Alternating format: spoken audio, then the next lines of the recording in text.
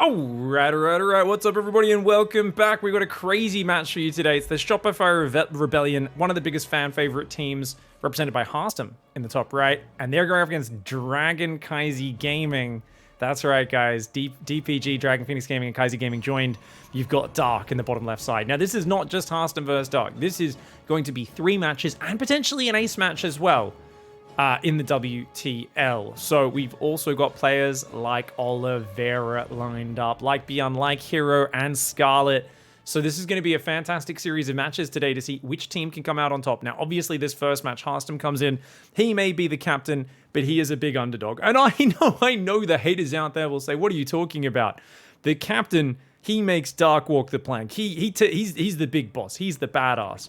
But not necessarily. Now, Dark goes for a classic delayed hatchery there at 53 seconds, maybe expecting Harstem not to scout, which is why he sent that drone out late, since Dark's been actually very good at sending those drones out earlier lately, but Dark goes for a very quick gas. Now, that might be defensive, but a very good chance Dark tries to shove some lings across the map, and Harstem's going to have to be careful on his wall off, because that gas is super duper early.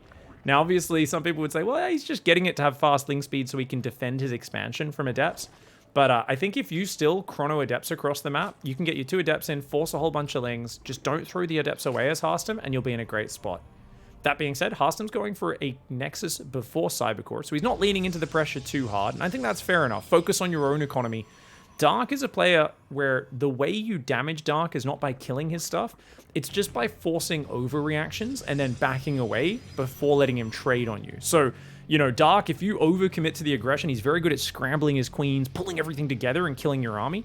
But if you kind of get that reaction out of him and then back away without letting him kind of surround your army and force the fight, then you can find yourself quite far ahead as the game goes on. And part of that is, you know, Dark's inefficiency with his early game build order, but it's also the fact that he'll pull every queen to the front whenever there's something that surprises him, whenever there's, you know, oracles flying in.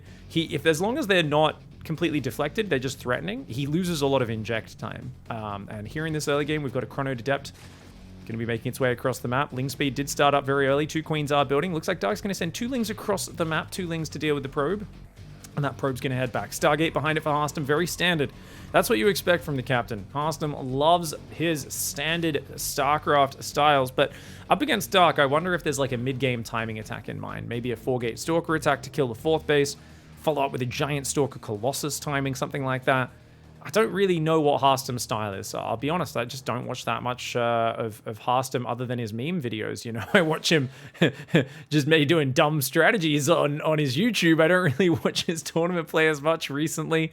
I'm sorry, Harstem. You're, you know, I've only got so much Harstem watching time in the bank, and a lot of it just happens to get used up watching your fun videos rather than your tryhard play. But anyways, Adept's coming in. Let's see if it can get some damage. There's only 2 lings out, but 2 more about to pop in a moment. And Harstem just pulls back. So Dark wisely only built a few more Zerglings. He's holding the drone key down. And whilst Dark does hit a 44 supply block, he does already have that Overlord on the way. And he's dropping a Roach Horn. Okay, Dark is doing one of his random strategies. Either he thinks this is a Twilight-based play because of that Stalker, which I do think is the case.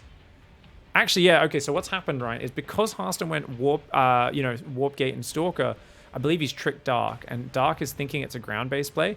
He's going for a second gas and a Roach Horn. So I think he's planning to do the 3 Ravager mass Zergling response to a Glaive Adept pressure. That's where you use mass Zerglings to surround the enemy Adepts, drop 3 Corrosive Biles on top of them, and clear it up that way. Problem is, when these Oracles come across, he could be very surprised by it. I believe Harstem's banking up 2 Oracles at a time.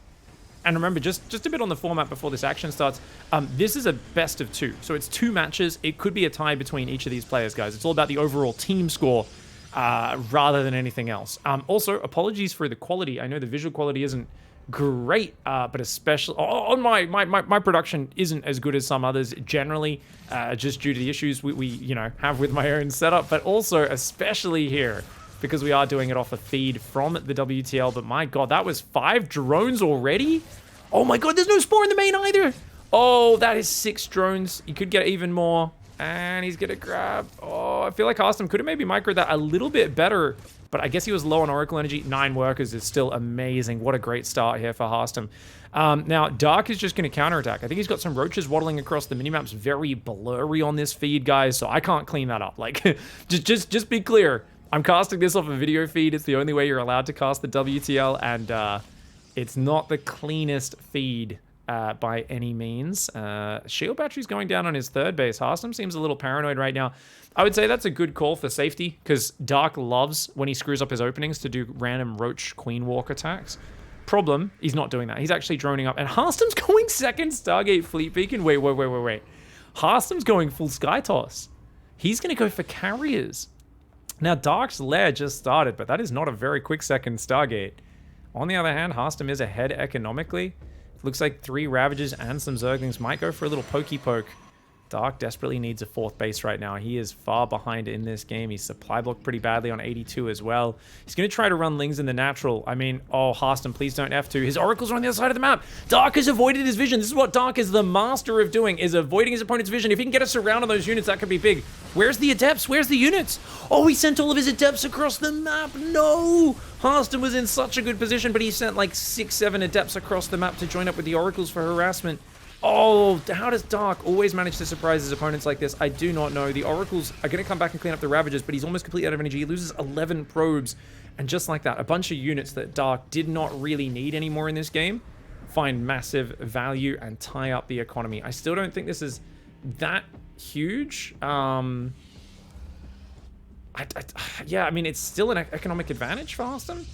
There's no Spire started. Dark needs an Overseer Scout. If Harstem can hide these carriers, that could be very effective. Dark is just massing Roaches right now. +1 range, Roach speed, 4th base load, but he's on 55 drones, which means he's going to do a giant Roach all-in attack, basically. And there's just a bunch of Adepts and Zealots on the ground. If you can get to 4 carriers, I mean, they're going to kill Roaches pretty quickly. The Oracles do not want to throw their lives away. That Revelation sees a missing gas on the 3rd base. That's huge. That tells Harstem he's not going to 66 workers. Why is he missing a gas? I mean, I guess technically he could have the minerals saturated on the 4th, but he sees the Roaches coming. First 2 carriers are just about to pop out, and I think as long as he fights in front of the shield battery, he should be fine for now. Dark is still doing nothing but Roaches and Lings. This is the captain's best opportunity to win this game. He's got cannons going up as well. The sheer number of Roaches coming in is scary. That's a lot of Roaches, and the carriers are only just now out. Oh my god, I don't know who wins this, guys. I feel like this should be a good opportunity for Harstem, but that shield battery is going to go down very early. His gateway units need to pull back. They need to pull back. Harstem needs to shuffle those gateway units back. He can't just stand and fight. Oh, all of his gateway units get isolated. The Oracles are doing a good job, as are the carriers. Those cannons are doing an excellent job. He's got to defend his natural. Warping in a sentry there would be amazing. If he can force field that, that would be huge. Oh man, the Roaches focus him down. Okay, this is a big problem right now for Harstem. Those units are breaching his natural. He doesn't have anything there. He's got to get those carriers back in. He's got to ring around the rosy with these probes. If Dark can kill 10, 15 workers, he might be able to transition out of this. Dark is turning a terrible start into a playable position. How? Because his name's Dark, guys. We've seen him do it before a billion times over. Lots of probes going down. Harstem's really got to be careful with that. Both carriers went in the main. That's a problem. His natural's going. He's got to run the probes away. Harstem's got to run all the probes to his main base. He's got to get all the probes out of here right now. But oh, his Stalker's warping in, are getting taken out. He's trying to go for a ground transition, but he's not quite making it there. And Dark, the bloody wizard that he is, does a 55 drone mass Roach attack, and he gets 23 probe kills all the ground units. Lots of mining time.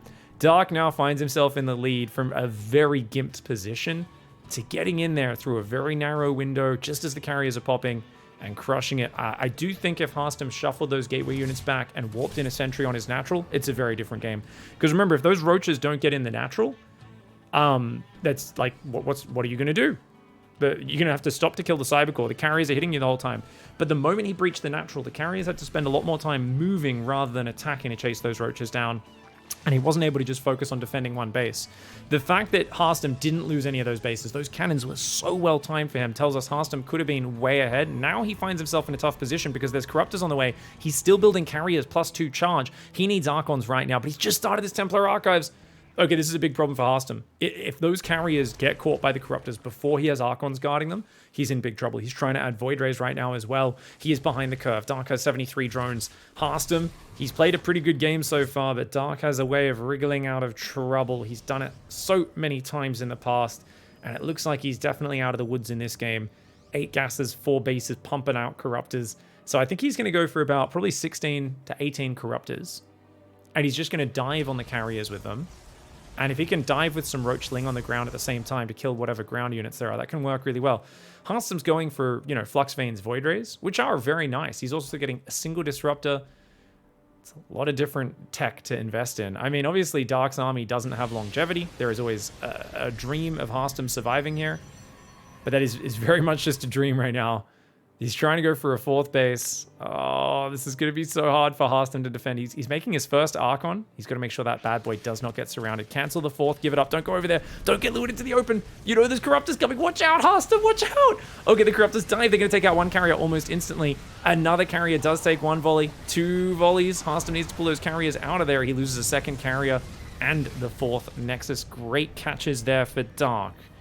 And keeping Harstem off the 4th base is huge. I mean, Dark should be taking a 5th base as well to keep this up. But he can just keep doing that all day. I wouldn't mind him rotating his Corruptors around the right of the map, diving in the main, and peeing on the Stargates. I think that would be a really good move, as well as trying to catch any Void Rays or carriers popping out of the Stargates. But now that you've lowered that Corruptor count, or carrier count, it's only 2 carriers. There's not as much disruption.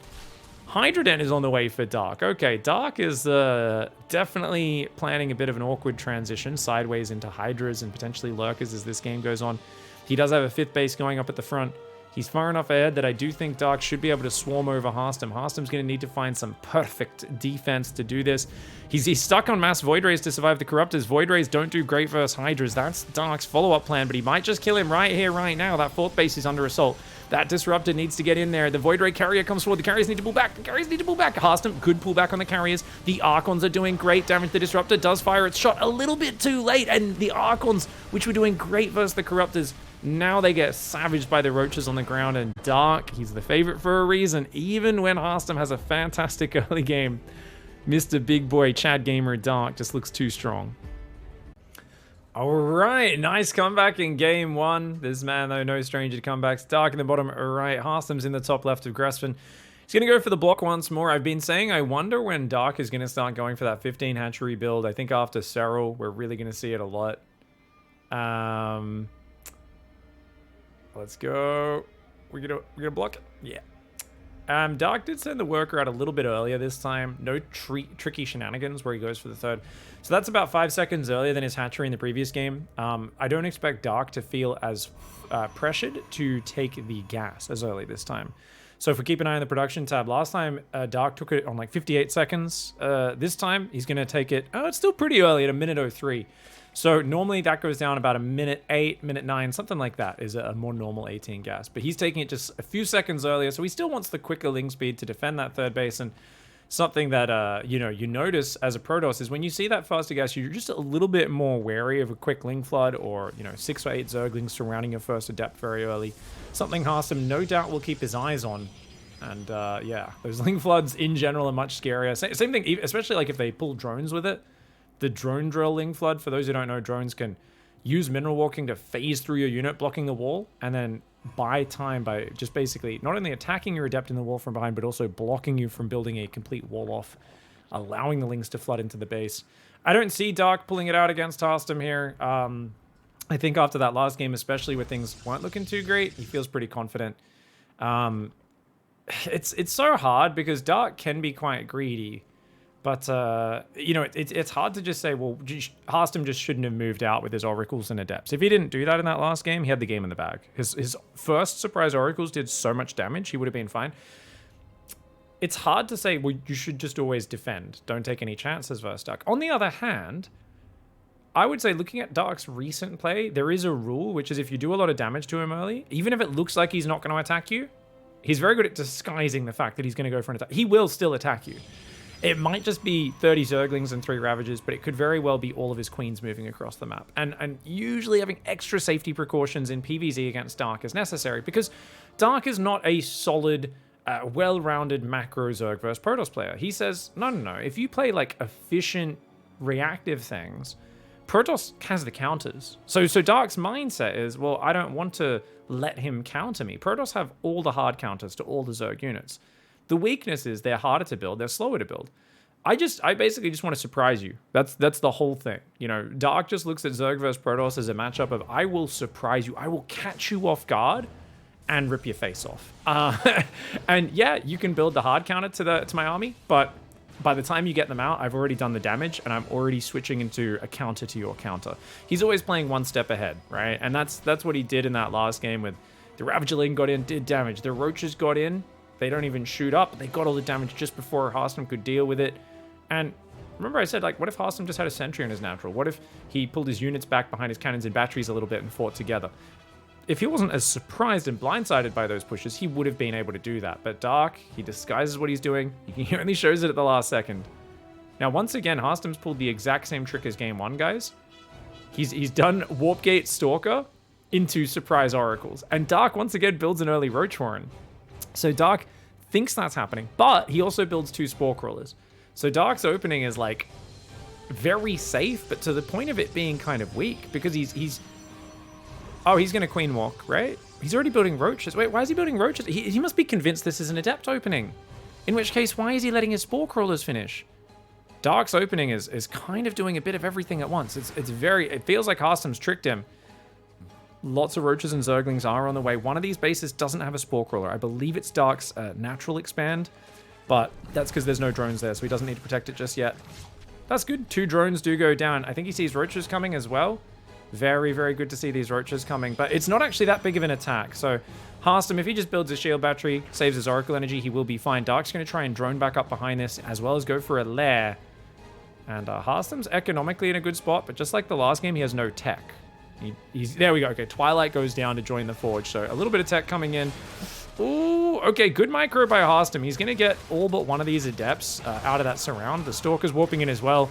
Not a good fight for Dark. Dark's going to continue committing, which is a little bit baffling to me. I guess he knows the other Oracles are out of position, but I think that was a good fight for Harstem. Really good positioning by him. Cleans up a lot of Zerglings. Harstem is now down in workers, so hats off to Dark for that one. Obviously, there's the fear of, like, how committed is this? It's so hard to gauge what Dark is throwing your way. Now, it feels like a Spire play to me, what Dark's doing. We haven't really seen an Evo chamber, so, like, he's not set up for a macro game. He's just building Queens and Roaches. I mean, he could do a very delayed Queen Roach walk. That is very possible. Not great versus Blinkstalk, because Harstem hasn't decided Blink or Charge yet, though. Harstem's really microing. Blink goes down. Nidus Worm. Nidus Queen Roach. Wow, old school, baby. Okay, Nidus Queen Roach Ling. This is 56 drone, Nidus Queen Roach Ling, but look at the lack of drones on that natural. I mean, Harstem sees what is not that many workers. That's got to raise alarm bells. He's adding tons of gateways. He's warping and stalkers. He is still probing. The main thing is making sure he doesn't get surprised on a bad angle. If he has like a shield battery on his natural, a shield battery on his third, and he just warps in stalkers nonstop, I don't think Harstem could die to this, especially not after seeing the Nidus Worm. Beautiful Oracle micro by Harstem. Now, if Dark manages to pull a rabbit out of the hat in this case, I'll be very impressed. He's still got a pack of Ravagers. The trick for Harstem is he's got to split his units between his natural and his third. He can't come out too far in the open where he could get surrounded. Oh, or he can if he can just shut the Nidus Worm down. Oh my god, that's massive. That's massive, guys. Oh my god, and Dark even pops out 3 queens. They're just gonna die. Oh no, Dark was trying to transfuse it to save it, but that was way too many gateway units. Yes, he loses a Stalker, but that's okay. Harstem's gonna pull the probes. That one might get up if there's transfuse available. Oh, Void Ray's here. Never mind. Void Ray shuts that one down as well. Void Ray can chase off the Overseers. Harstem has this one. Not quite in the bag, but he's massively ahead. He's got the defense in the bag. There's no way Dark can continue. He's droning, going double Evo and Infestation Pit. Now, for those who don't know, what is Dark doing? You might be wondering, what is Dark doing? He's doing what Dark does every game when he's behind, guys. Double upgrade, Roach, Ravager, Infester. You've all seen it. You've heard me talk about it. When Dark is behind in Zerg vs Protoss, he puts all of his faith in the power of the Roach and the power of the Infester. And he says, if I can land a good fungal and buy all those Stalkers down, I can beat anything. Now, it very rarely works these days. He used to make more comebacks with it. But against someone he's as favored against as Harstem, I'd say it's one of his better shots. He's actually even... Okay, so he's not going Infestors this time. I take it back. He's going Hive. He goes Hydroden and Hive starts up there. Interesting. Lurkers is not a bad way of getting back in a game against a ground Protoss, especially Stalkers and Psystorm, which is what Harstem's focusing on. Stalker Storm is very good for surviving, but it's not actually good for finishing the game if Dark can survive to Lurkers, which is a little bit of a big if. Like, Harstem could just mass Stalkers and attack, start doing Zealot run bys. If Harstem doesn't do that, his best power spike is going to be Sky Toss, which, don't get me wrong, Harstem's very good at late game Sky Toss play, but Dark is just such a bloody cheeky boy that I never count him out. I'm paranoid. Like, I'm so afraid for anyone facing Dark. It feels like I've seen Dark make so many miraculous comebacks that it's like, you know, you have to be very worried. There's players who don't make many comebacks. They're very, you know, straightforward players who are all about getting ahead and playing a solid game and then building advantage upon advantage in a traditional way. Dark is very deep understanding of how to gamble. He has a very deep understanding of like, okay, I'm behind in a lot of ways. What is one advantage that I could potentially win the game with? Oracle's going to need to turn those lasers on. And they do chase that army back. Good move by Harstem so far. He's got a robo. And a fleet beacon does go down. He's going to start that carrier transition. Harstem has 4 bases, 80 probes up. He's got a brilliant economy right now. Even just seeing Mass Roach Ravager Ling feels good as the Protoss, because you know your opponent's put a lot of gas, a lot of money into those units that aren't that good. He now sees Hydras and a Hive. This tells Harstem everything he needs to know. I am up against a player who's playing Lurkers. Carriers will be beautiful. If I were him, I'd probably go for the 3rd Stargate here. Yeah, I was about to say, because you know that he's not going straight Broodlord, Corruptor, Infestor, or anything. Like, you know, basically, he's going to invest in his anti-ground killing army. And if you can hit 6 to 8 carriers before Dark builds, you know, Mass Spore Crawler and Infestors and Corruptors with upgrades, then you're going to be good. And you know that's late because Hive, Vipers, Lurkers cost a ton of gas. You don't have gas to get Spire at the same time. You don't have gas to get Corruptors and Spire upgrades and all that sort of stuff. So Harstem is going to go 3 Stargate Carrier. He's adding a few Immortals and Zealots in the meantime. That's going to help him in this mid game, and lots of Psystorm as well. He can absolutely skirmish on the map and hold Dark back. He's got to make sure Dark can't siege him before his carriers are ready. But actually breaking a defensive position with this army, that's a huge no-go. So notice Harstem right now, he's doing some vacuum cleaning. He's moving around. He's cleaning up the creep. He's kind of picking off all of that sort of stuff. A few drones go down from the low ground. And High Templar storming from the low ground is always fun. Careful, don't go up there, mate. Going up a ramp into Lurker Spore is not the best. Luckily, he's got that Void Ray, so he can't ever get Nidus in his main. Getting Nidus Lurker in your main is a really sad way to lose the game when you're this far ahead as Harstem. He's got the Void Ray blocking any Overseer getting into his main to spot all that. Pokes up the ramp, does pull back. Of course, the Ravagers go for a High Templar snipe. Looking for a moment of inattention from Harstem is Mr. Dark. +1 air weapons and +3 ground weapons are on the way. The carriers are only building 2 at a time, actually. Was that only a 2nd Stargate? I could have sworn he already built a 2nd Stargate. Maybe Harstem forgot to control group it, or he didn't have the supply. Oh, okay, there we go. Overseer does manage to get past the Void Ray on the north, but there's carriers on top of it, so that's completely okay. That'll go down. And he does indeed have a 3rd Stargate that he started using now, but it took him a little while. Oh, okay, Lurker gets caught moving out. It goes down, as does a 2nd and a 3rd one. And the Ling Roach comes in from behind, but the Storms are going to ruin it. Oh, nice Storms, but Harstem still, it looks like his army is not that strong. He's going to lose a lot of units here. Nothing that shoots up for Dark, so he will pull back from the Oracles. I don't know if Harstem minds. As long as he remembers to rebuild the High Templar, because he lost all of those, losing Stalkers and Zealots is actually good for him at this point. He's got more money. If he can trade these expensive units, that's great. And notice Dark, he's massing drones, Evos, Hydras, and Vipers. You might think, why is the Evos? Those are what we call energy banks. He's building the Evo chambers specifically so his Vipers can suck energy off them. He might also use 1 or 2 of them to get upgrades as well. And basically, he's just saying Hydras, Spores, Vipers, Hydras, Spores, Vipers, Hydras, Spores, Vipers. It's not a long-term strategy. It's just like, you can't push out with this. He's just looking to survive, because to play the late game as the Zerg, you need a giant economy and a big bank, right? He doesn't want to make that Spire transition yet. He's in fact even building Infestors first. So he's going to try and use Microbial Shroud, Queens, all these sorts of units to do it. And you know what? I don't think Harstem has Disruptors. So it is hard to break these defensive positions. If you add a few Disruptors in the mix, that's super punishing to units sitting under Microbial Shroud, you know. The Queens and the Hydras clumped under a Microbial Shroud, protected from carriers, not protected from Psystorms, and definitely not protected from Disruptor shots. Roach is getting traded out now. I'd be really paranoid for Harstem, guys. He's letting Dark get into late game. If Dark makes a Spire transition, I do think he can beat Harstem in the late game. On the other hand, there's something the captain is going for him. You can go back to 2014, and Harstem was already building cannons outside people's bases. I always say Harstem is the OG guy that, rather than finishing the game with a timing attack, always felt more confident going and building cannons and batteries outside their base and sieging them and slowly zoning their control of the map away. Harstem, you know, likes to slowly tear away his opponent's map control and take no risks in terms of like aggressive micro. He's more confident as a positional strategy player than he is as a fancy kind of micro, decisive timing attack focused player. The High Templar is zoning out those Vipers. You can see the Vipers on the right. We're looking for the Abduct. Oh, he's going to get one. Nope. Good feedbacks. Great feedbacks. The Revelation feedback combo is great. 12 drones going down. Harstem is getting some fantastic fights here. Microbial Shroud does protect, though. The carriers have to pull away to pull those interceptors back. Looks like there's a big backstab in the north of the map. Maybe Roach Ling or something coming in there. Psystorm goes in. Spore Crawlers are fighting against those interceptors. Queens and Hydras doing what they can. Harstem continues to just focus down units wherever he can, changing angles as much as possible. Abduct goes down. That carrier is going to fall. Meanwhile, one carrier trying to defend the Roach Ravager at home. Losing one carrier, not the end of the world for a rich Harstem. Oh, he runs his High Templar in, and it's Immortal. The distraction on the base at home gets Dark a bit of value. Very nicely played here by Dark. Looks like a few more units warped in, but Harstem's units are actually stuck behind their walls, so they can't get out there till that gateway goes down. And it looks like he's going to now do some Zealot warp-ins on the front line. The units hop back into the Nidus Worm to escape. Dark, even though he doesn't really want those units anymore, he says, well, let's get them out of there. Let's not throw them away for free. Let's make sure we can try to gather more value as time goes on. I'd love to see the overall units lost tab. I think that's in the bottom right, guys. I think that's what that is, right? So it looks like Harstem's lost a bit more resources than Dark. That's not the end of the world in PvZ. As long as you keep denying these edge bases, like don't let Dark take that base up top, keep limiting his creep spread.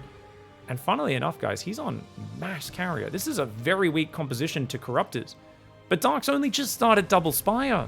So Harstem's recognized, wait, you're just going to play mass ground? Okay, I'll go mass carrier. Like, you're never going to actually kill my carriers. As long as I defend with feedback, I can just keep trading interceptors to chip away at you. I do think disruptors might be, I mean, just imagine how good a few disruptor shots would be at dealing with all this. Oh, look at the fungal on the interceptors. Oh my god, a lot of interceptors get chain fungal down. But they're just interceptors. And Storm's going down on those workers. That base keeps getting its mining denied. It's Dark's 5th base, remember. He's got a 6th base in the top, and 16 more workers are being built. Zealot run by is something that Dark will struggle to deal with as the game goes on and he swaps into Spire, but for now, not causing him too many problems. The Roach run by is continuing to be annoying. For those who don't know, you know, Dark actually has said before, and I think it was the series versus Rainer at Katowice, where he's like, oh, I'm just going to turtle. I think it was not this last one, but the one before that, where he's like, oh, I'm going to play the most boring turtle game of all time, and I know Rainer can't play that sort of game, and he's bad at it. And, like, he literally did it. He just played the most boring turtle style ever. Dark could switch into this mode when he needs to, but oh god, those storms. The fungal on the interceptors is massive, but they're not actually dying. He needs to keep chaining the fungals. He needs 1 or 2 more fungals on those interceptors to take them all down.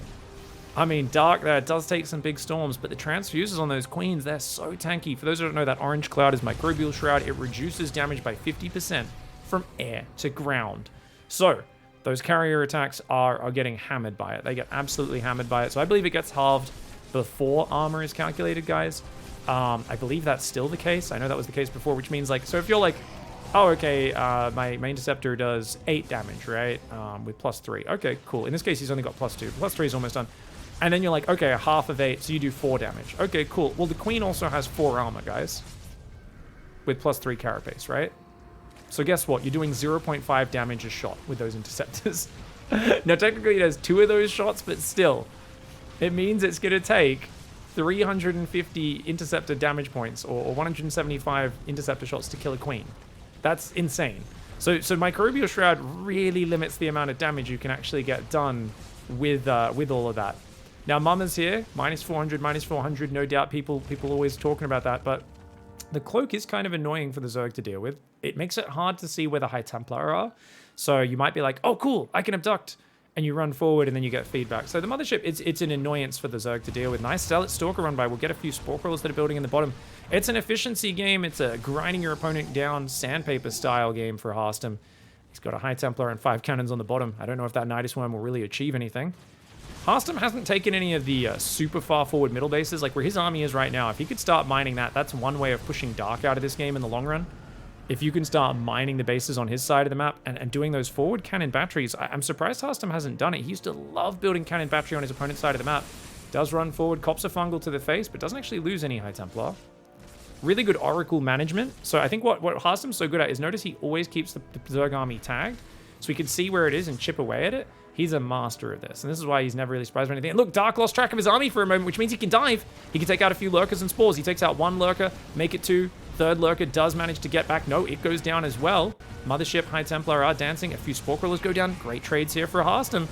Got to be careful though. Fungal does land on a High Templar to carry. He pulls out just barely in time. Dark needs to start getting some punishing abducts in. If he can't get some abducts in here, Harstem's going to get out of control. Harstem is chipping away right now. Dark's there saying, I will turtle up. Little does he realize, guys, you think the turtle always wins, right? How do you break a turtle shell? Well, guess what? Harstem is a goddamn, the tortoise and the hare. He is a hare that has a piece of sandpaper, and he is slowly sanding the shell down. And at first, the turtle says, well, that feels good. You're giving me a massage. But give it enough time. Harstem will sand that entire shell through. He will literally get through the shell with sandpaper alone. Dark says, screw you. No, you won't. Does actually take out the mothership, but those time warps stopping those queens from escaping. The interceptors go in. Oh, big feedbacks on the infestors. Big feedbacks on the on the infestors. But at the same time, Fungal does land. A lot of interceptors are falling. A few Lings get on top of the High Templar and kill one of them, funnily enough. Carry is there. An Immortal is there. The High Templar are going to go down to the Ultras potentially. He's going after those High Templar, but look at that. The carry is focused down the infestors before he loses the High Templar. He morphs them into Archons right now. Ultra Queen Infestor. A wild composition here for Dark, trying to fight back Harstem.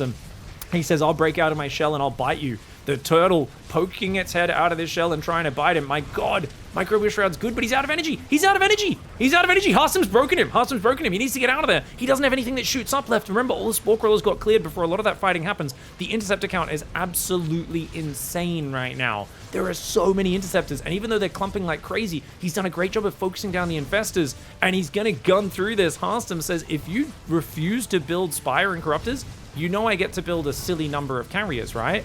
Harstem playing reactively to the fact that Dark was so committed to ground. Dark was not expecting him to just be confident enough to play mass carrier because that's so weak to Corruptor swap. Dark never made the Corruptor swap until too late. He's trying to make it now, but it's far too late. And as good as Microbial Shroud is at tanking, you don't have enough firepower to actually kill the carriers or the interceptors when you've only got like 10 queens in the fight. There's just not enough things that shoot up. Ultra Ling's going to try and punish the south side. The shield battery overcharge and the zealots are trying to hold on down there. We've got the Corruptors here as well. A massive amount of units lost. 320 interceptors in total is really not that many. They're only 15 minerals a pop. It's not that bad to lose that many. You know, they're cheaper than Zerglings. Losing 300 Zerglings in a game is nothing. Carriers there going after this base now, pushing into Dark's territory. There is that base on the north that's Dark's only last mining base. And if that goes down, he's going to be in trouble. That Viper pops out and somehow gets out of there. Those drones are toasted, and Harstem gets the map. Flaming Lips at it again. That's his Chinese nickname for those who don't know in the Chinese community. Harstem gets a 1-1 against Dark despite being an underdog, and that's the beauty of this format. Dark doesn't get a chance to finish that series. They're tied 1-1, and the series is going to be completely even going into Scarlett versus Oliveira. All right, guys, let's get into the next match. We've got Oliveira down here in the bottom left of Ancient Cistern representing Dragon Kaiser Gaming. And up in the top right, we've got Scarlett, who I guess was already introduced. My bad. No worries, guys. I was just laughing before I started this because I'm like, wait, why is Oliveira... Is that Cyril's hat? Did Cyril give him the hat at the last event they were at, guys? Is there a backstory? If anyone knows, please let me know. I'd love to find out that, like, Cyril was like, oh, you're the champion. You can have the fedora now. For those who don't know, Cyril likes this to wear this, like, little fedora type hat. Looks very similar to that. To events, and he did for many years. I remember there was like way back in like 2018, there was like an event where like 50 different pro gamers all lined up and took turns like wearing his hat and taking a photo with it, and like the hat gets passed around like some sort of like holy grail of StarCraft, and it just looks a lot like the hat. So apparently Oliveira said, I need a bit of that Cyril power. For those who don't know, Oliveira's been very good recently in the Kung Fu Cups. He's been smashing it. He's been killing so many top players. Except for then he gets to the finals versus Cyril and gets 3-0'd every time. But other than that, other than TVZ versus Cyril, which let's be real, even Maru gets bopped by Cyril sometimes, Oliveira has had some moments of glory and greatness, but it doesn't mean this is an easy match. I'd say he's favored versus Scarlett, but not necessarily so much, because Scarlett, she vibes in Zerg versus Terran. She loves this matchup. She's always having a good time. And and yeah, we're gonna see how we go. Oliveira's old name was Time. We have a question in the Twitch chat from Waterboy. Yeah. So time for many years. Now, I did ask Oliveira. Oliveira is a big fan of MMA, mixed martial arts in the UFC, and former lightweight champion Charles Oliveira. And he was inspired by his kind of story of overcoming adversity and a lot of people counting him out. And I mean, even as a champion, pretty much everyone predicted he was going to lose. He was like the underdog for like 4 fights in a row or something like that. Everyone kept saying he was going to, Gaethje's too much for him. This guy's too much for him. That guy's too much for him.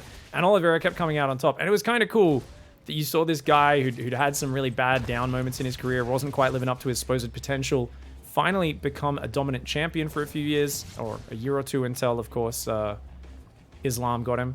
But it's kind of cool to see Oliveira look up to that so much. I don't know what's going on with the frame rate of their recording, guys. That's not your computer. That's not my computer. That's the recording. I'm sure it'll stabilize in a second.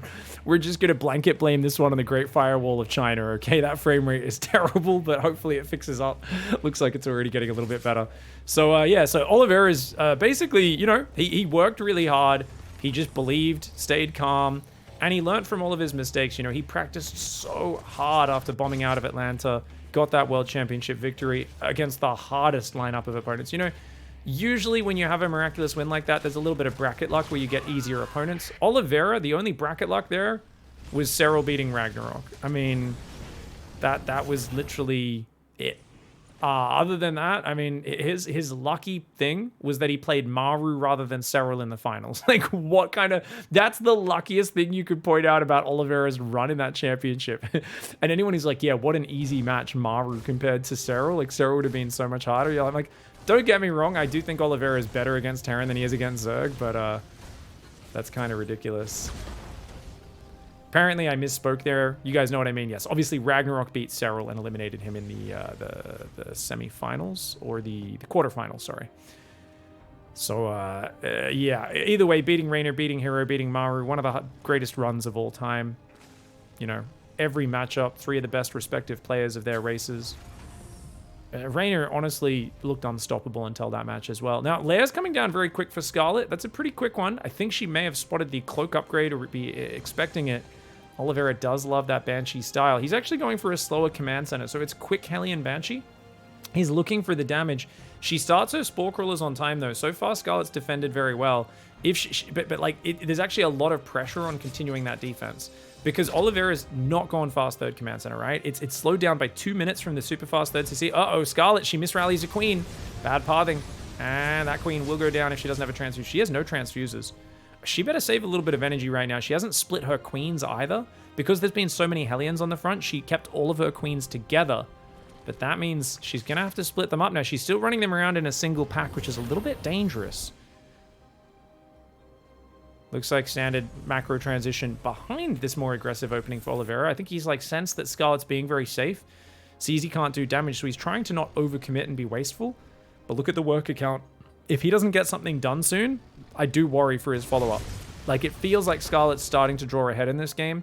She's got a 4th base down at 530, despite him committing to this much Hellion Banshee. She's at 62 drones. I mean, she's got double Evo, Baneling Nest on the way. She's already Overseer scouting, so she knows it's a standard-looking follow-up. She knows it's going to be tanks in the follow-up. Banshees just came in on her 3rd base. I don't see any drone kills popping up on the side of the screen. That means at most he killed 1 drone. Scarlett is in a fantastic position, and Oliveira went for an old-school opening, which, if you surprise the opponent, get some damage, can really pay off. It has not paid off in this case. He's going to be playing this game from behind. We're going to have to see if the world champion can find his way forwards despite being at a bit of a deficit. Now, some of you might be wondering, well, isn't it fine to not do damage? He hasn't thrown any units away, so surely it's fine. No. Look at the worker count, guys. 25 worker lead. Now, she's building another 5 drones, so Scarlett's being beyond greedy right now. I do like this move, though. This is what we call the forward poo outpost to spread that creep a little bit further forward. She's going to drop those creep tumors well in front of that 4th base. But she's over-droning. She's gone to 81 drones, and she's trying to get Hydrotech. She needs to start just massing Ling Bane and Overlords and nothing but that. Because this first tank push could still do big damage. Like, going straight to 80 workers is actually ridiculously greedy. This first push, this is Oliveira's one chance to equalize. If he doesn't get damage done here, he's probably just going to be outnumbered and swarmed by her. Come on, Oliveira. This is his one chance. I think Scarlett's caught a little bit with her pants down. Baneling speed about halfway done, 1-1. and Bailing speed a while away. She's just got to buy time for those upgrades. I'd like to see her take a 5th base at the top as well, so she can just run away from this base and give it up if she has to. I'd also like to see some Big Ling Bane backstabs or flanks. She's setting up some Lings on the left, but not a full flank. I want to see her loop around and hit these tanks, this Tankelian position from the south. How often do we recently see Zergs just not properly flank a Terran position and just attack around a corner? She's doing it. She's doing what they will do. Uh-oh. She's gonna... Oh, no. She is gonna split around. Those queens are going in. Those queens are taking a lot of siege tank shots. She goes in a little bit disjointed, but oh, the Lings get on top of the tank pretty quickly. The Hellion Marine Micro is good, but he doesn't have enough space in those medevacs to save everyone. Good hold by Scarlett. She cleans up the push, and that will be good enough. She's got a 5th base in the north at the same time. Her 1-1's on the way. She's making 10 Hydras. She's got complete control of this game. Oliveira's not got a 4th command center. He's only now got a 2nd factory. I mean, this is looking old school from Oliveira. I think maybe he was expecting her to do some sort of aggressive opening, and that's why he brought this style out.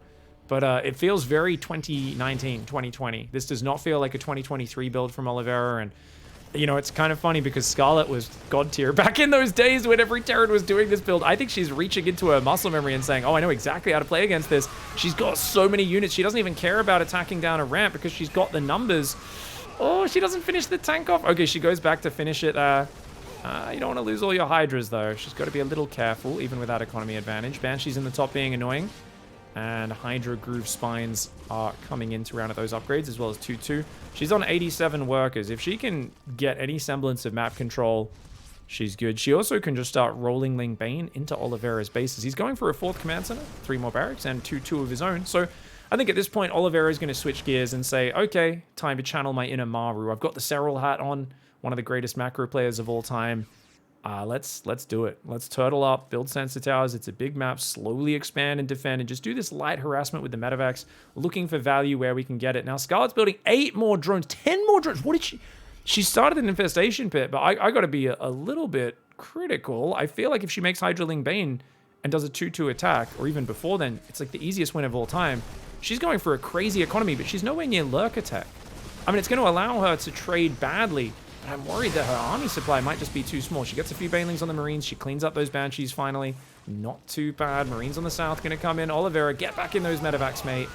He's trying to stretch her out. Does get a good Widowmine hit there, but like, it feels like, so this sort of thing where you stretch your opponent's attention, right? Attack the far top left, far bottom right, far top left, far bottom right. It's stretching their attention and their APM. The problem is Scarlett's so ahead that each of her armies on both sides of the map is so much bigger than his. She can kind of just A-move it. She doesn't, she takes a bad Widowmine hit. She doesn't care. She's got so much money. As long as she keeps hitting her macro and she's not distracted from that, she is well ahead in this game. Her hive is on the way. She's got 95 drones right now. Uh-oh, attacking around a corner there, not the best position for her. She does get the Widow Mines, though. That was nice. Oliveira's stumbling into her positions. Ooh, gets a decent Widow Mine hit there, but she keeps cleaning them up, so I really wonder how the trading is actually going. Is Oliveira that far ahead in the trades from these Widow Mine hits? His supply is definitely looking very low. He's down at 160 versus a maxed out Scarlett. She's got 2-2 and a hive almost finished. Widowmine's not able to fire. Uh-oh, she might just counterattack now. Seeing there's no Widowmines and there's nothing but Marines here, if you don't have Widowmines to fall back and punish these units coming in, that's a problem. He does borrow another Widowmine, but it hits a single Zergling. Oh no! Banelings just roll right into the mineral line, and oh my lord, Scarlett just rolling over the top of Oliveira there. Looks like he lost some Marines on the top as well. He's trying to F2 back to the top to defend that side, but he is so outnumbered, and Scarlett, she's got Adrenal Glands +1 range, +3 Carapace on the way. Vipers could be next. I don't think Vipers are very important for her right now, to be honest, because there's like one tank on the map. There's not many things to actually deal with there. Sorry for the zombie sound moo noises, guys. Big thanks to the subs. Forgot to turn those off. Apologies, YouTube viewers. Here we go, guys. Widowmines. Ooh, can we get the big Widowmines? Yeah, decent, but no. Oh my god. Oh, okay, yeah, it's just too much. Scarlett is just going to cascade over the top, and an unsuccessful Hellion Banshee opening here for Oliveira. And I think he maybe thought he got a bigger reaction out of her in the opening stage and that he could afford to sit back for the tank push. But he shakes his head. He's like, dude, what the hell? I was just so far behind for so long in that game. Way too much Zerg on the dance floor for Scarlett in map 1. All right, guys, next game is Babylon. Good one for Terran. Scarlett in the bottom right. Oliveira, of course, is up in the top left.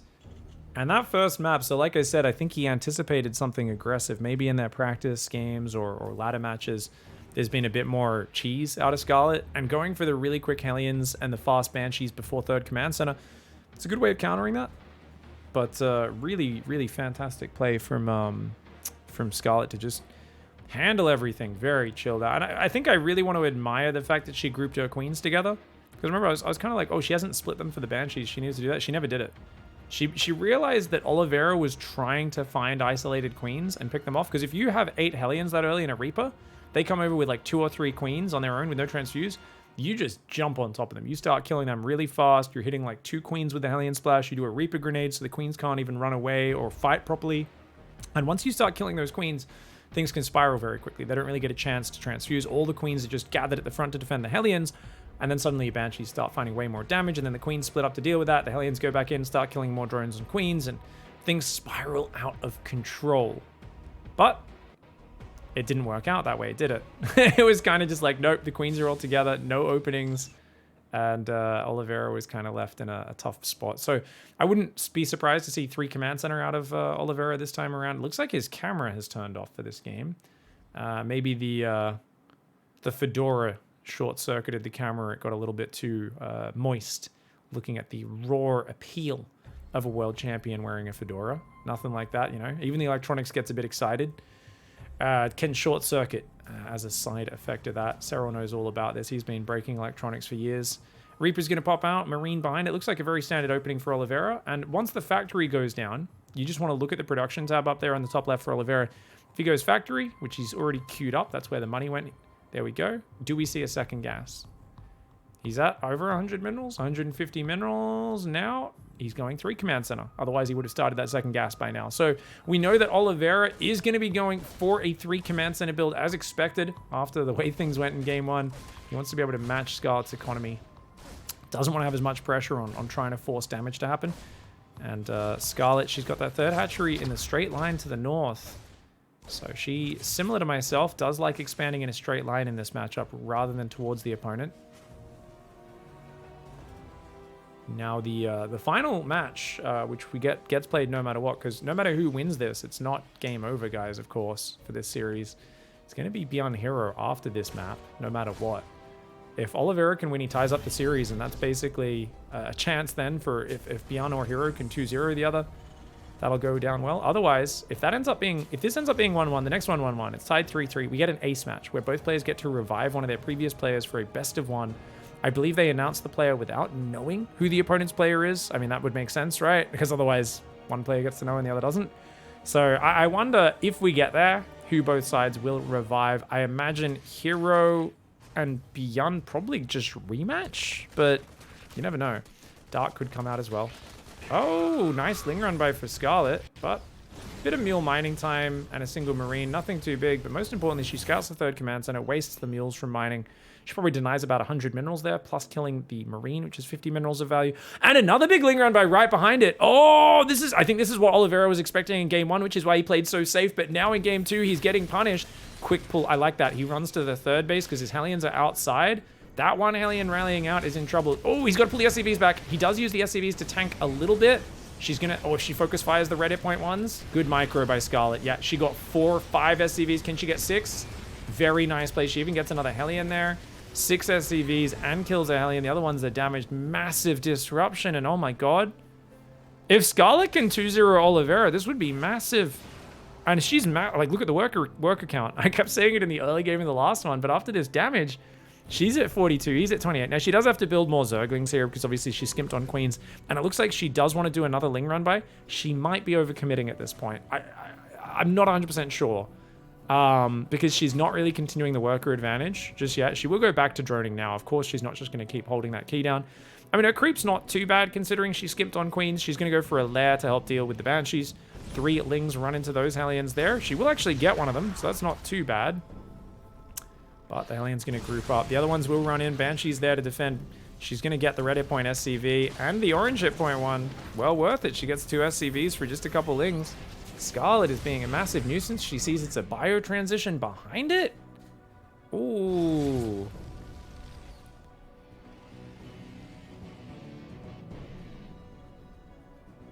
Now notice her worker count was 42 versus 28, guys. It's only climbed 4 workers, and he's climbed 11. But that's because she was skipped all those things. So she needed to invest in it. Now she's got spores, queens. She's going to go roach tech from here, interestingly. Which is a good way of surviving against big 2-base pushes. But this is a 3 command center build. So this is a fascinating choice by Scarlett. I feel like she could have just played Lings, but here we go. Hellion run by in the top. Oh, her Lings were a little clumped. She does get one Hellion surrounded. There's a Reddit point Hellion and another one. She's going to clean that up. Very nicely done by her. Banshee's in the main, just hitting a spawning pool for now. Good micro by Oliveira. Gets into the choke point and says, get out of here, you silly Zerglings. Cleans them all up. Well played. Scar doesn't look too pleased with that. It's not the end of the world, but her double Evo Roach transition is a little delayed. She's back up to a 16 worker advantage, which is very nice. The Banshees don't really achieve anything. They damage a few buildings. They force her to move around. She builds 11 more workers. She's being very greedy. That's the absolute limit of the number of workers you want to build here. Don't get me wrong, roaches are good at surviving, but that's usually because you mass roaches or 66 drones. She's gone right to 72 and... okay, sorry, I was about to say 8 gases, but actually that's just a 5th and 6th gas, which is a bit late. She's kind of going to be a bit low on gas. She might need to take a gas on her 4th base. She's actually building a couple more workers still. Wow, that's super greedy. I do worry that a big marine tank push might be able to overwhelm her, but oh no, Oliveira's going Widow Mines. He doesn't know about the roaches, guys. Who would expect roaches here? It's such a bizarre choice. And because of that, it catches Oliveira off guard. He's going for the wrong unit. You want to be going tanks, not Widow Mines in this scenario. This is really good for Scarlett. That's because you can just bile down the Widow Mines without even going in range. Oh man, no Marauders in production either. As long as she can survive this first kind of wave of Marine Widow Mine, which I don't think is even going to press in that far. I think she wants to maybe even hide the units a bit longer, but no. She says, screw it. I don't want to lose that much creep control. She's going to get a few Ravages, Mass Roach on the way. We're going to see that factory immediately swap onto a tech lab.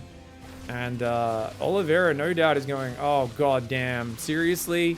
Because he knows that there could be a giant Roach Ravager assault. And when 1-1 finishes, what is that, 30 seconds away maybe? The production tab's kind of hard to see, even on my screen, guys. So don't worry, that is the beauty of the clean feed. the grubby feed, we'll call it. 174 supply versus 125. 40 army supply advantage. It's Roach Ravager. Roach Ravager is not the best composition. It's not very supply efficient, but she's cleaning up those Widow Mines for free. 1-1's almost done. She should go right now.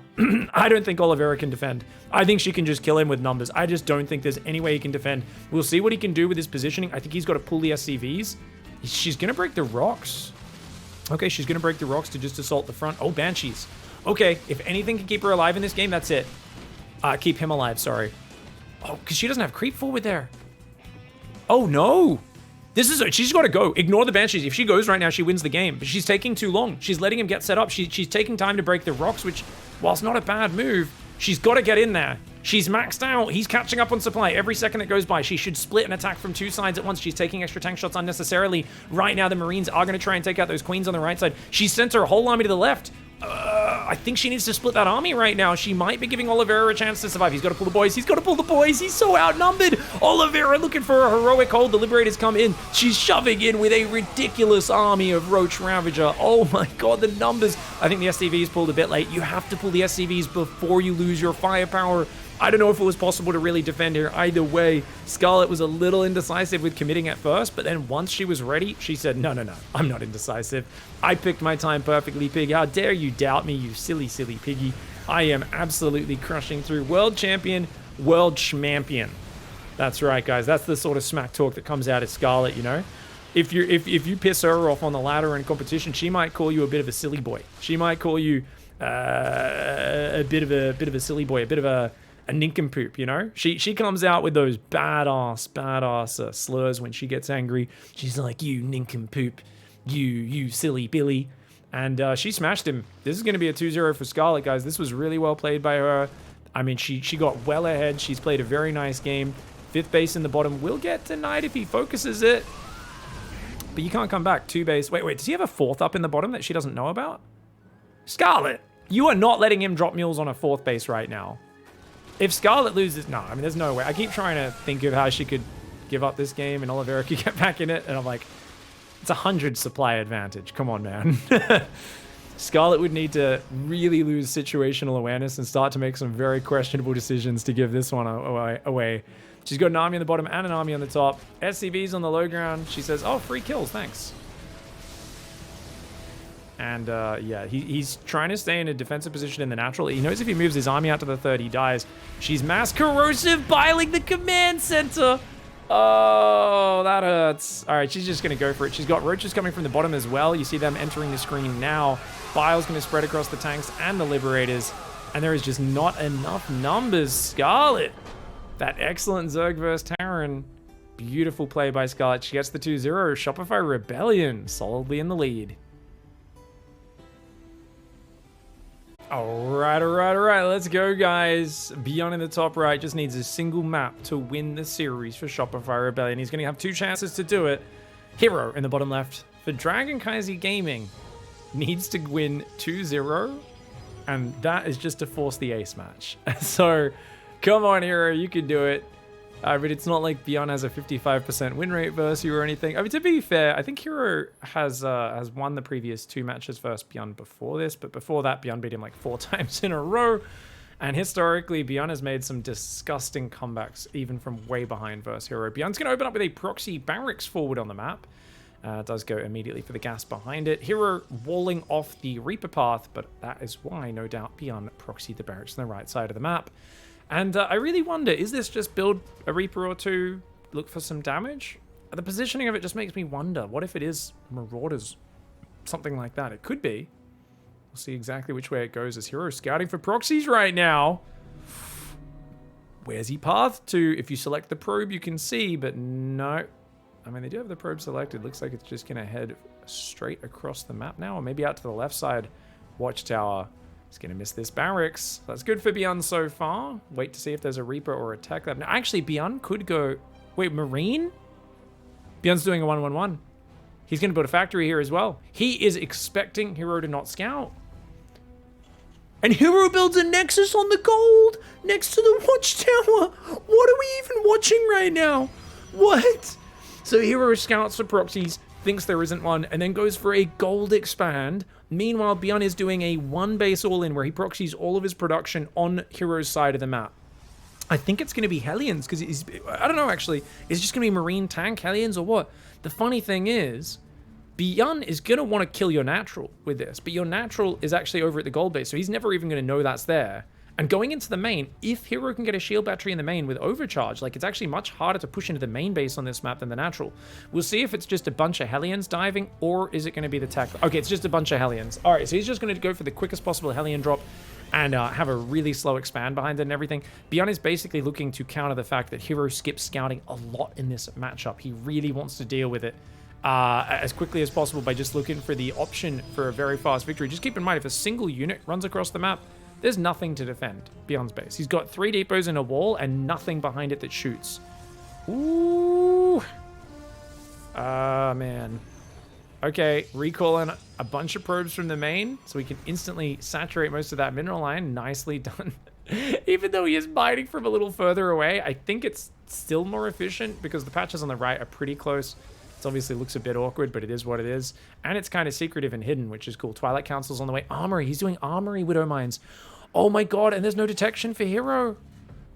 I think herO might just have to counterattack. If he doesn't drop a robo like right now, herO might just have to counterattack. That's the only way he can survive here. Remember, herO needs to win 2 maps in a row. He's sending Hallucinated Oracle in. He's about to find out that he's in big doo-doo.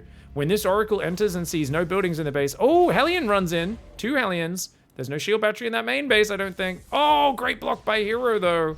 These Hellions looking for some damage. They're not going to get much. 3 probes. Oh, not a bad lineup. Gets 4 probes. Maybe could have been a little bit more, but herO with some nice probe micro to limit the damage. Looks like he did F2 the hallucination home, but he sees now empty base. He's going for 3 more gates. He's going to go for a bunch of units. He's in position to stop the Widow Mines dropping. You know what? If those Widow Mines don't get burrowed, it doesn't matter that he doesn't have detection. He starts a robo now. herO. Oh my god. Oh my god. If he can stop these guys from getting burrowed, that could be huge. He pulls the probes if he can stop them from getting burrowed. But no, he can't. He can't. And oh my god. And he immediately is like, okay, I lose 1 probe, straight back to mining. He gets rid of 1 of the Widow Mines. 2 more are coming in right now. Oh my god. And the thing is, Byun doesn't know about the gold base. If he gets a single Widow Mine in the gold base right now, that's a disaster for herO. herO desperately trying to keep his mining up. Round 2. Oh no, herO has no detection. Oh my god. Oh my god. Okay, he loses another probe and another probe. He's going to lift up that Widow Mine and go elsewhere. I think at this point, Byun realizes it might be the gold base. He's going to save one of those Widow Mines to at least come back in later. If he goes to the gold base, that'll be huge. Remember, at home, there's nothing for Byun, and Stalkers are going across the map. The counterattack is always the counter to the one base armory Widow Mine drop. It always is, because there's so little at home to defend. Widow Mine drop does find the gold base, though. Uh-oh. I mean, you're on a timer right now as herO. This base is just going to keep getting hammered by these Widow Mines. Another 2 probes go down, another one. But back at home, Observer, please show. Okay, he does get a lot of probes there. But look at this. He can blink across the wall, and there's nothing. 2 barracks that are always finished. He's building Marines and tanks on the map, but he doesn't have them up yet. This is such a risky style out of Byun because of that. He's got tanks and Marines building, but like he's got to keep those units alive and preserve them, and Blink Stalkers are very good against them. Siege tank on the low ground plus Marines there are going to do well. I mean, obviously herO's mining is gone, but so is Byun's. I wonder if Byun should float that command center to the corner. It looks like he's just trying to get whatever resources he can, and then it's going to be a base trade, army versus army. Oh my gosh. I mean, Blink Stalkers are so good, and it looks like he's got enough of them, but I mean, with good medevac micro, maybe if there's 3 siege tanks, I don't know, that just looks like way too many Stalkers, right? Unless you can get Widow Mine hits on the Stalkers, which is obviously a long shot. They've got blink, they can bait those shots. He's trying to save these units. Byun, he's got to get that 3rd tank back to the rest of them. Okay, oh my lord, because those tanks are so valuable right now. 3 medevacs, 3 tanks, and a bunch of unupgraded Marines. He's going to build 2 more Marines, 1 more siege tank. If they get up, that's huge. Widow Mines are still shooting on these guys. I mean, there's still a tiny bit of mining for herO. He actually can get his main base back up. He's got 14 probes. He recalls those probes to a base that has Widow Mines at it. What a savage. Builds a shield battery here. He's got an Observer and Stalkers right now. He's going to take out those Widow Mines before they can fire, I'm pretty sure. And there we go. He's back to 14 workers mining. Meanwhile, Byun does not have a main base, which means Byun has to go all in right now. But forcing your way through this many Blink Stalkers is a long shot. Ooh. Okay, it's a lot of Marines. It's more than I realized. There's only 1 Widow Mine in there, though. There we go. The Marines coming forward. The siege tanks doing what they can. He's going to have to use those medevacs to pick them up. I don't know if there's only 1 SCV on the map. If he brings that to auto repair, it could be very powerful. I think the siege tanks are going to have to start slowly sieging little by little. Ooh, nice pickup micro on those siege tanks. He's going to start inching in towards the main base. There's no Dark Shrine on the way. I thought that's what herO would go for in this scenario. He's going to buy time with a force field. That plus battery overcharge could definitely do well. Oh, man. 38 army supply for Byun, 33 for herO. herO blinks forward. He blinks onto a tank. Ooh. I mean, he doesn't get punished as hard as I thought he would there because there was only 1 of the tanks sieged at that time. These tanks all kind of sieging little by little right now, shifting them forward, starting to inch at these pylons, but every extra unit you warp in is amazing for herO. herO doesn't have a shield battery or nothing. He's just going pure Stalkers. I'm surprised he doesn't send some Zealots in to take the tank shots. He blinks forward, takes out a tank, he takes out another one. Oh my god, Byun does not have Stim or Marauders, so he can't punish it as much as he'd like. Just unupgraded Marines are so trash in this scenario. And look at that, he does have to ferry the tank forward. He has to force the fight right now after all of those Stalkers were sacrificed. The Widow Mine looking for a shot. The Warp Prism takes that one for the team.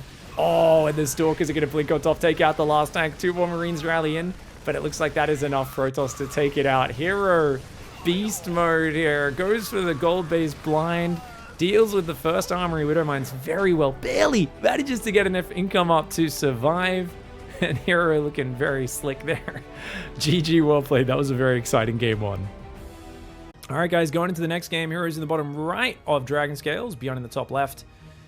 And Byun has another chance to get the victory here. Cool build in that last game, but that gold base got some big payoff. And blink across the wall off and getting home there. It's kind of a funny thing. Those Armory Widow Mine drops seem really overpowered, but they're usually so bare bones at home. Even when they have the buildings at home, they're usually very vulnerable to any sort of counterattack. But if they can pin you on the defensive and they buy time to obviously let that economic damage pay off, that's where the Terran gets out of control. herO got in there just before that happened. The extra barracks weren't able to get up. Marines and tanks weren't able to get together. Very well played. I do wonder, should Byun have sent his Marine tank to herO's main base instead of the gold?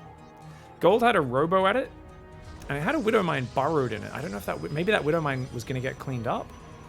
And then, obviously, you don't want to keep the gold base mining. I don't know if that was a blunder for Byun. Because all the production, other than that, is in the main base. And you could argue, well, that's actually the bigger, you know, thing that you need to take out.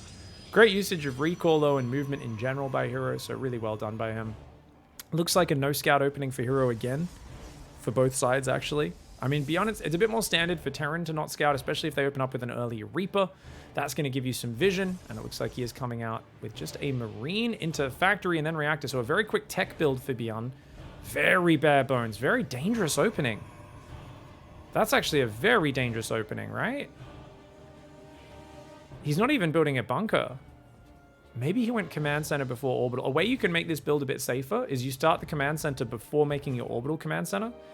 It allows you to get the command center finished building before the adept gets there. And that means you can't have it delayed. And even though you can't defend an adept, it doesn't matter. Your command center is like, I'm finished building. There's nothing for an adept to kill here. No exposed SCV. And then I can get time for the Marines and Hellions to join in. Stargate on the way for herO. He's going to get a shield battery at the natural. You might be wondering, why is he building a shield battery? The reason is he's playing blind. He doesn't know what's happened in this game. He has no idea what's happening. So he's just saying, you know what? I save about 100 minerals from not scouting, and I put that into this shield battery, which inevitably, there's many scenarios where you want a shield battery on your natural. Anyway, we might as well just get it. Good night, Oscar. Thank you very much, my friend. Phoenix coming out right now. We've got the Hellion going down for Byun's first scout of the game. He's got a medevac, so it looks like he wants to do a little Marine drop. It could go bad for him if the Phoenix fully catch it. If he kind of boosts in and then sees 3 Phoenix sitting there. Cyclone coming in behind it. So actually, okay, Byun's pretty well set up for anti-Stargate play if he's building Cyclones. Looks like the second gate's about to go down on the natural there for herO. And no, he's actually going Robo. Oh, okay, yeah, it's just going to be Phoenix Colossus, of course. So expect a quick 3rd and 4th gas on herO's natural in the next 15 seconds, 20 seconds, something like that. And another gateway does come down. So 2-gate Robo to start. Phoenix does see the medevac boosting out. Only gets a single shot on it, and the Marines unload. They do protect that medevac. Well done here by Byun. Phoenix trying to find it. The medevac pulls back. Conservative play by Byun. I say conservative, but he's starting a 2nd Cyclone and a Viking. This man wants to push. And against a Robo, a 2nd gate, a shield battery, and just sitting on 2 base, herO's not taking a 3rd. This push is designed to kill a 3rd base, which a lot of Stargate players will go for a quick 3rd. But there is no 3rd base in this game, so I actually think this might be a little bit too much that Byun's looking for here. Byun is, as long as he doesn't throw the army away, he's okay, but if he tries to run up that ramp, he could be in big doo-doo. Immortal's not ready just yet. Opportunity to pick away. Remember those Phoenix. If you overcommit, those Phoenix are going to pick off pretty much everything.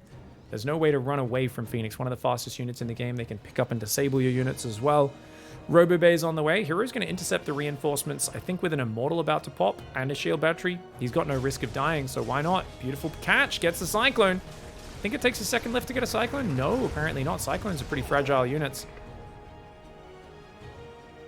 3 Phoenix able to take care of that. Medevac's going to pick up and try to drop in the main while he goes back to defend his rally. But this feels like herO's large and in charge. As long as this drop doesn't do too much damage, I'd favor herO in the opening. Byun going for a risky move. Sneaky drop of 8 Marines inside the main. The Phoenix see that there is a Raven building. They see there's 3 racks on the way. But here we go. Byun comes in with a sneaky opportunity. Let's see the reaction speed. There's a shield battery here. Actually limits the damage. He just gets 3 probes and boosts away. Great pullback by Byun. As long as you don't throw the drop away, that's all good. But the Phoenix are chasing him down, and the army's moving out. herO, herO was really quick to make this move. herO was very quick to make this move. He's going to catch this. He realized as long as he dives through with the ground units and the air units, the Phoenix can take out the medevac. The Stalkers will chase down those Marines. Good catch. For just 3 probes, not worth it for Byun. herO, remember guys, he is gunning for Dragon Kaiser game and he tie up the series 3-3. If he can win this 2nd map in a row versus Byun, then they're going to force the ace match. Who knows who will come out on top in that one, but in general, I mean, I actually think because Byun is the best player, oh man, but Byun struggles against herO. I think we'd still see a Byun herO rematch. Otherwise, maybe Oliveira herO, or maybe even Oliveira Dark might be the ace match if we get there. I have no idea how the team coaches and players are thinking about that one, but Double Forge, Colossus, Twilight all on the way, as well as that 3rd base probing up. Nice little pressure here. Actually, that command center sticking out. Oh god, you cannot lose that 3rd command center, but there's a Colossus here and 2 Immortals already. There's next to no army for Byun right now. Oh no, he loses his 3rd command center to a poke. herO is in an amazing position. That's a great snipe. Now, obviously, his economy is not great. He's only up a few workers, but killing the 3rd command center means that Byun is reset to the Stone Age economically. It's like, well, Yeah, you can start mining your third at like 8.5 minutes beyond when that thing finally floats down. That's a very late third base for him. And this buys so much time for herO to go 1-1 upgrades, charge, massive crown transition. I wouldn't be surprised if we just see Archons added. So 3 Colossus, or maybe 4. We've seen a lot more 4 Colossus lately. But 3 or 4 Colossus, a Warp Prism, warping a round of Archons and a bunch of Zealots, and then just try to kill your opponent after he takes that third. herO for now, though, is taking a very quick 4th base. He's pushing that economic lead. I love it. I always feel like herO's big weakness in this matchup is getting way too aggressive when he doesn't need to. And mixing that in is great, but he sometimes does it too often, right? In this scenario, he's saying, yeah, I'm ahead. We'll just macro up. It's all good. I'm going to take a quick 4th. I'm going to mass Zealots off that 4th base. This is going to be fantastic.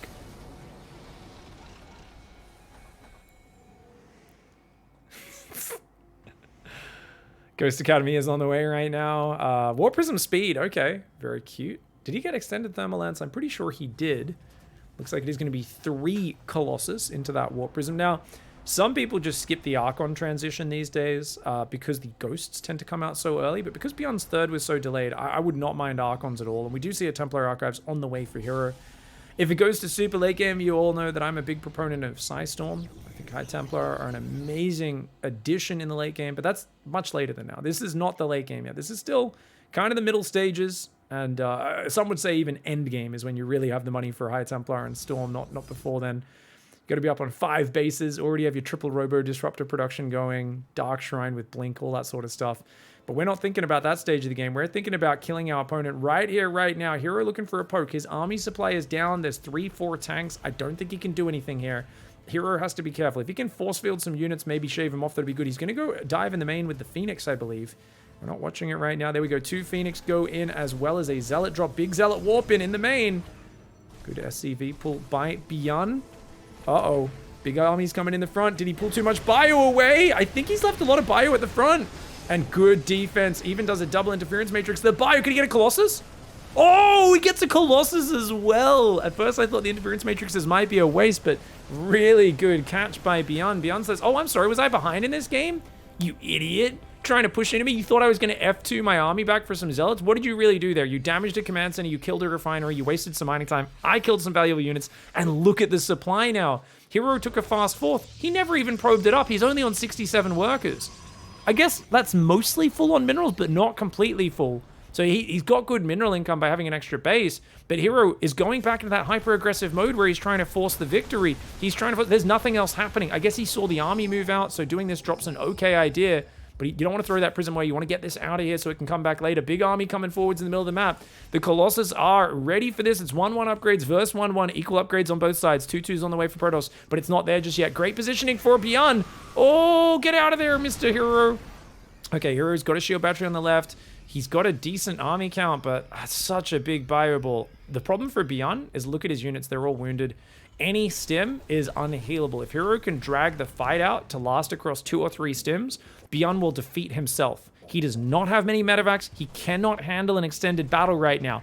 Byun has a giant army advantage, but it is not a complete army. It is a short-term timing attack. Byun is trying to win the game with this. He cannot panic stim. Look how damaged a bunch of his bio is already, and there's no juice to heal it. Here we go, though. He's got an amazing position. Byun might be able to get the victory right here for Shopify Rebellion. The Zealots come in, the Archons, Colossus, Immortals. Most of the tanks are gone. It's just bio now pulling back to the safety of the batteries. A lot of Zealots went down. Byun still with a giant supply advantage. However, he lost his siege tanks, and look at how wounded his bio is. herO realizes you can't keep stimming. If he makes him stim again, it's so hard to recover from that. Blink is not here just yet. These are just unupgraded Stalkers for now. Trying to do a spready. Byun's going to try to fight with the wounded bio. He comes in with the flank from the left side as well, but that's a lot of Archon Colossus firepower. Nice starter step on those Colossus to get away from most of the Marines and Marauders. Oh my lord, the Marauders get on top. They get rid of one of the Colossus. Can they get a second one? Yes, they can. Can they get number 3? Oh my god, Byun takes out all 3 Colossus, and that is huge. Blink is not done, so he also gets to just fly out of there.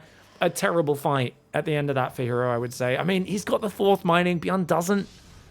Byun's stuck on 1-1, 2-2's finished. There's a few advantages for herO. He's got a 5th base coming up as well, but it's losing the Colossus that always scares me. I always feel like the next wave for Terran might just overwhelm now. You can't, I mean, you're rebuilding Colossus, but he's still got Vikings on the field, so I feel like it's a bit of a questionable investment. herO is making 5 probes at a time. Excuse me? Does anybody else think that's insane? I feel like this man should be doing nothing but making gateways robo units and army units. Like, building 5 probes, I mean, it was just 1 round. He goes to 80 probes and stops, thankfully, but risky boy herO apparently feels like he can just pin his opponent back with the Warp Prism, which finally does get shut down. He's got a proxy gate in the top right that's going to get taken out. Good catch there for Byun. Oh, that's a very nice pickup. But there's an army coming in from the south. This might actually work out for herO. Those units kind of getting trapped up here. Good pickup by Byun. Does get out of there. 4th base is exposed, though. He's got to defend this bad boy. Quickly lifts it, runs the SCVs away. There's not that many Stalkers, so he should be able to keep the command center alive, group up his bio, and defend. herO is into the double disruptor production. herO blinks on the command center. Very risky move. Incredibly risky. A random Colossus comes forward here. The Vikings go, oh, we're needed in air mode again. Let's go back into flying mode and hunt down this army. I actually think Byun could push this force back, but his Vikings need to be at the front line hunting down those Colossus. The way herO is attacking right now is what herO is famous for. Attacking with an inferior army as his specialty. Byun has a much scarier army than him, but herO is up in his face acting like he is the boss here. And that's what he does. He forces Terrans to panic stem on the defensive. He forces them to think that they're, oh my god, should I be afraid? And he really makes them second guess themselves, and then he surprises you. But the sneaky nuts don't work out there. Only gets 1 Marine on that. Does force Byun back, though. And remember, the low medevac count, something that's going to haunt him always if he can't get that up. Actually, as I say that, no, he's back up to like 8 medevacs. Never mind. Just some big brain analysis from Pig there. Mass Zealot run by. You do not want to throw that many Zealots away, though. It's a good run by if he just loses 5 Zealots for some SCVs. These Stalkers pick off a Widow Mine. Oh, no, no, no, no, no. herO! herO did not think there was any. He thought he distracted Byun, so he just shift-clicked the Widow Mines, looked away. And then, of course, he didn't realize Byun is keeping his army split. Byun is like, I've played against you before. I know you like to just spam multi-prong and catch me off guard, man. The Stalker Zealot trying to get in on this side once again. The Zealots go back in on the left, trying to distract him right now. herO is just swarming from all sides. Oh, man, this is so hard to play against the SCVs trying to evacuate. Byun with amazing micro to get those SCVs out of that base, but there's more Zealots running in here. And look at that. Even with so many medevacs, they're all low on juice. Zealots go back in this base. Byun is just, you can tell he's at the edge of his attention limits right now as herO just trying to multi-prong him down. Those Widow Mines on the left side have been getting good value, but if you can't get a 4th base up, herO's just winning by having more workers. He's on 5 base mining, you're on 3. Your minerals are running out. he's on 80 workers. herO never made 3-3 in this game, I don't believe, but he doesn't need to. He's just like, I got disruptors, I've got 1 Colossus, I'm building another, I'm making more Stalkers, I'm in your face. I mean, he could take a 6th base, go 3-3 upgrades, add Dark Templar, and it should probably be checkmate, I would imagine. Because, like, Byun just doesn't have long-term economy. He gets pushed into this corner where he basically has to take that perfect Terran engagement, right? Dodge all the disruptor shots, catch him with a flank, gun down the robo units, and then push into the production for the victory. But the longer the game's going, the income disparity, the number of bases and map control that herO has access to are really going to work in his favor. Oh! A lot of pressure on Byun to find that good fight.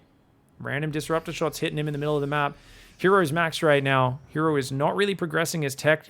He doesn't have that many gases either. He's still only on 4 gases, which is really bad, in fact.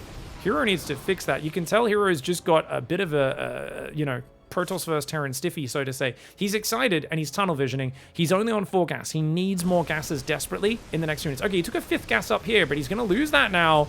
Uh-oh. At the same time, Big Zealot warping in the main. Byun doesn't have many units to deal with it. It should be enough if he micros it. Disruptors try to catch the bio. Only get a single unit there. More Zealots warping in. If he can ransack Byun's production while trapping an army in the corner of the map, that's huge. He takes out 2 medevacs. Great blink micro. herO may have just lost 20 probes and most of his economic advantage, but he'd already mined a big old bank off of that. And the Zealots coming in for the ride. The Stalkers, the Colossus, the Disruptors. Byun pushed into a corner. Oh no! He picks up and does get 4 medevacs out of there. Nicely played, but the Vikings all go down. He only kills 1 Colossus. Mass Stalker Zealot weapons in the main. herO is swarming him. He is saying, I will do more than you can keep up with. You can't keep up with this. I'm on the left. I'm on the right. I'm in the south. I'm in the north. I am all over you. And you are getting just smothered by that Protoss love. He is playing like one of those aunties you guys know that hug you a bit too tight. They try to kiss you. They squeeze your cheeks. They're just a little bit too lovey-dovey. You're like, oh, auntie, can you please get a kitten or something? You know, like they're just kind of smothering you with that big rib-cracking hug when they see you. They go, whoa, you've grown so much. And you're like, gosh, why every time? Give me some space. Right now, that's Byun right now. He's trying to push away the love of herO. He says, I just want to give you some lasers and some disruptor shots. Byun is way behind. He's got one big army here that he needs to win the game with, but of course he's desperate. He's chasing into the disruptor shots, and herO is using those to cover his retreat. He could turn around and fight. Byun knows he's done. And herO with a 2-0 to keep Dragon Kaiser Gaming alive. He's going to force the ace match. Heck yeah. This is an awesome series. All right, guys, going into the ace match, and they're bringing out Scarlett. Oh my god, I think they knew herO was going to come, and they said, who's most confident against herO? Byun said, heck no, I'm done with that. That felt terrible. He's kicking my butt today. I'm not feeling confident. If I get a game 3, I think it's going to be 3-0. Oliveira probably said, nope, I'm also not that confident. herO's PvT is too insane. And Scarlett said, you know what, I'll take him. She sends a fake drone out to pretend to take the third. The probe follows it, and she's allowed to get her natural big smile on her face. There was a thumbs down from herO. That's what she's laughing at. He did the thumbs down spray tag on the ramp after seeing that she got her third up, her natural up. He's like, oh, you tricked me. She had a bit of a grin on her face. I love it. I love it.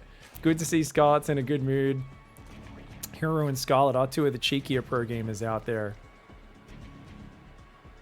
And he's going to try and harass, but I like that she just pushed that probe back for the most part. And he's harassing one of the mineral patches that doesn't really matter too much. That one's a bit more annoying, but she's counter-microing very well.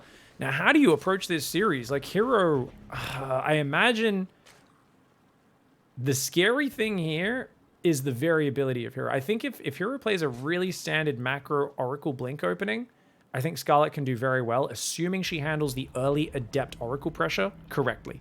Which, let's be real, Scarlett's a bit hit or miss on that. Sometimes she's perfect on that early defense, and sometimes, like every Zerg out there, we all sometimes just slip up a little bit. The Oracles and the Adepts kill way too many workers, and the rest of the game is very difficult if you lose a few too many workers to the opening pressure.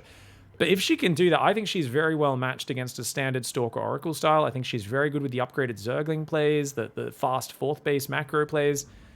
But it's the surprise timing attacks that I worry about with Scarlett. I feel like, herO, he's got these weird the 4-Oracle Zealot charge attack that he does. He has so many different styles, and it's hard to play in the moment against herO. Let's put it that way. Because he's good at hiding what he's doing. He's got so much variability. Often when you play in a StarCraft match as a pro player, you know your opponent, you know their range as a player, and there's like 2 or 3 things that you're really focused on looking out for.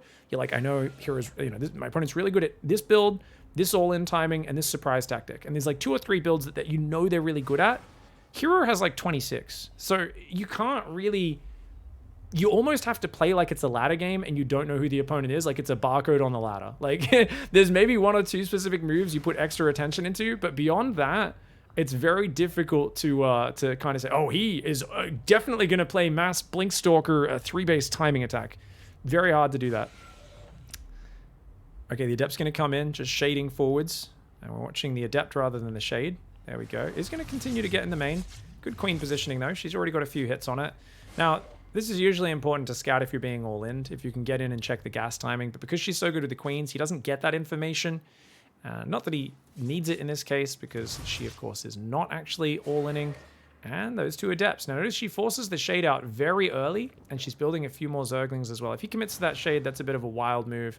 Oracle is going to hit the main base. I don't know. If she's got 2 queens, she should be fine. He goes in between the rallies. Nice move. He's looking for stray drones.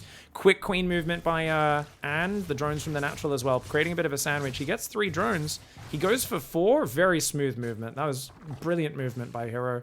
Now, the queens could get a few more hits and punish him for that if she's quick enough to cut off his retreat on the right side of the map, but he just sits in the dead space, and 4 Oracles, a successful first move. The Adept's job was to force the queens to be at the front of the natural. That's what pulled them out of position, and it was that syncing up of that which was beautiful there. He gets a lava, but not a drone on that base, so good defense once again by Scarlett. She can cancel that Evo and drone on up. She's going, of course, double Evo on the production tab, but one of those is just to keep the drone alive, guys, so don't worry. She cancels it. It's single Evo plus 1 melee Zerglings. He's got a quick third. He's going Twilight Forge and a small 4 Adept pressure. She was supply blocked on 58. Oh no, the 58 supply block. The pressure of herO getting under her skin a little bit. I'm telling you, he is a master of this Adept Oracle stuff. Oh man, 2 drones going down to the Adepts. There's an Oracle behind the main. I think that stasis trapped a bunch of her workers. I don't know for sure, but just looking at the minimap, the Observer hasn't noticed it, unfortunately. I wish they did. Oh man, because that main base, I'm pretty sure she got stasis trapped there as well. That's why she's struggling so hard with the multitasking. She just doesn't have that many Zerglings. And because she already took so much damage, she was trying to drone up, but she eventually had to build these Zerglings. That 58 supply block, putting her far behind in this game. And now, even though her style is good, +1 melee Zerglings up against this, you got to realize that herO is now ahead in this game, and that is a scary thing to be facing off against. She's always going to be the underdog. And let's be real, Shopify Rebellion are the underdogs up against Dragon Kaiser. Dragon Kaiser have 3 of the best players out there. You know, Oliveira, herO, and Dark. It's an insane lineup against Harstem, Scarlett, and Byun. I mean, they're a very good lineup. These are really solid pro players. But let's be real. Dragon Kaiser Gaming's meant to win this match. Scarlett is the underdog. If she can bring this out after this bit of a messy early game, that'll be incredible. She's taking the front 4th base. That's weird. That's a really weird choice. Because with a mass Zergling style, normally you want to expand away from your opponent's Blink Stalkers, but she's expanding towards him. Her drones are going to turn and fight. She's going to lose 3 workers and make it 4. Nice shade in by herO. He's just keeping her under the gun. She cannot get out from under his aggression, his bloody powerful Oracle Adept pressure. He's finally going to lose an Oracle, but he's like, well, I don't even care. I'm going to go in for another drone because I'm that much of a mad dog. She doesn't have a macro hatch yet. That stasis trap coming back in the main. We're going to catch this one on camera. Good reaction this time by Scarlett. Still not sure if she reacted properly against the previous one or not. Cannon going up at his 3rd base. He does have a 4th on the left, and I imagine we'll see charge coming in the near future. It's a 4-gas build for herO right now. We're not really talking much about what he's doing behind it because the camera is just watching him pummeling Scarlett on the harassment front. She's got a 5th base on the way. +1 melee is going to finish. It looks like it'll be a big Ravager Bane.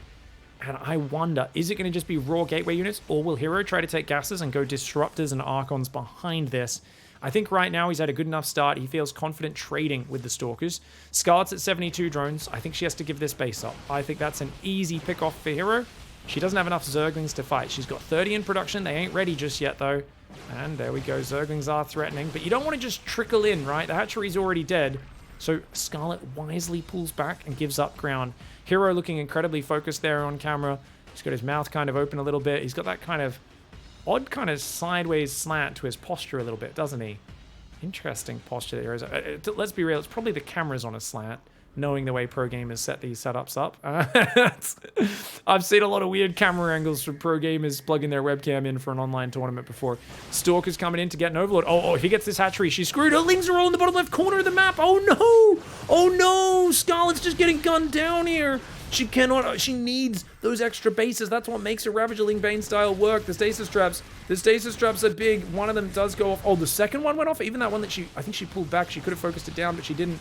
And she's in big trouble now. He blinks forward, takes out a queen. Scarlett is losing so many lings. I don't know if she's killed a stalker yet. Maybe one. Maybe there. Two stalkers go down. Make it 3. He's just going to run forward and focus fire, though. He's got equal workers, and she doesn't have a 4th. He does, and he's mining from it. Scarlett's trying to make Ravager Bane now. She's got the drone count, but she doesn't have a 4th hatchery. Her production is struggling, and this is a huge problem. You could see in these trades, it's been very bad for Scarlett. This has just been herO showing that excellent control that he's known for.